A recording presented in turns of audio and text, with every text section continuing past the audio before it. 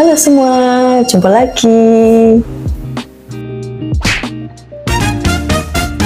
Gimana hari ini, menyenangkan kan?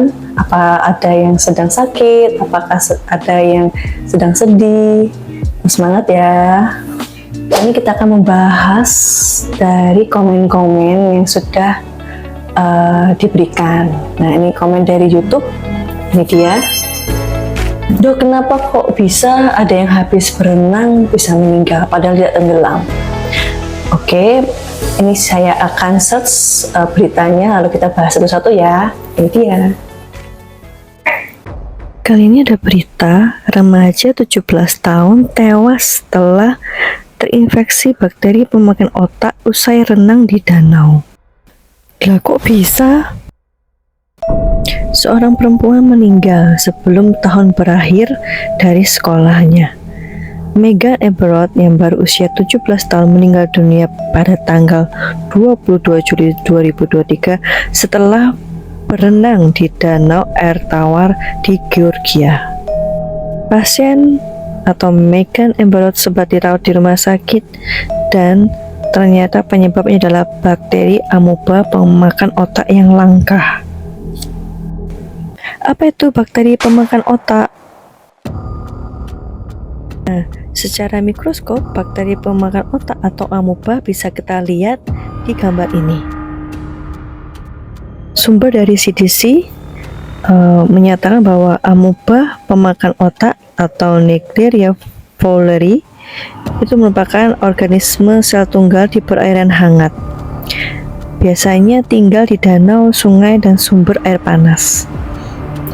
Infeksi manusia terjadi apabila amoeba jenis ini masuk ke dalam tubuh manusia melalui hisapan air lewat hidung.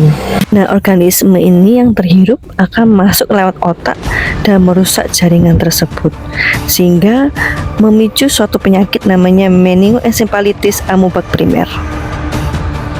Gejala awal dari infeksi adalah sakit kepala parah, demam, mual, dan muntah. Leher terasa kaku, kejang, berhalusinasi, dan koma. Pada tahun 1992 hingga 2017 di Amerika Serikat dilaporkan bahwa dari 143 kasus yang terinfeksi, hanya 4 yang selamat. Sedangkan di Asia Tenggara terdeteksi di Thailand dan Vietnam. Untuk jelasnya gimana sih bakterinya? Geraknya gimana sih? Nah, ini ada laporan.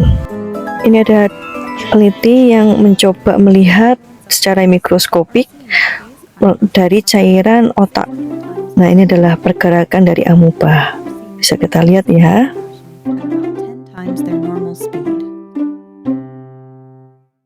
Lalu sebenarnya apa perilaku berenang yang dikaitkan dengan infeksi ini? Yang pertama adalah menyelam atau melompat ke dalam air, memasukkan kepala ke dalam air. Intinya segala aktivitas yang bisa membuat air masuk ke dalam tubuh yaitu melalui hidung. Lalu pencegahannya bagaimana? Yaitu hindari berenang di danau atau sungai air tawar yang bersuhu hangat. Menutup hidung, hindari menyentuh benda padat di dasar danau atau di air tawar, lalu menggunakan air bersih saat membasuh atau membersihkan hidung. Nah, dari berita yang kita sudah dengar, apa kesimpulannya? Jadi kalau kita berenang, kita harus memilih tempatnya, apakah aman atau tidak.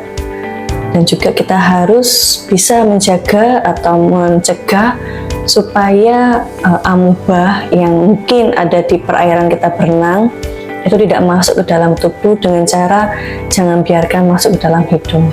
Naikkan imun sistem kita dan tetap jaga kesehatan. Terima kasih.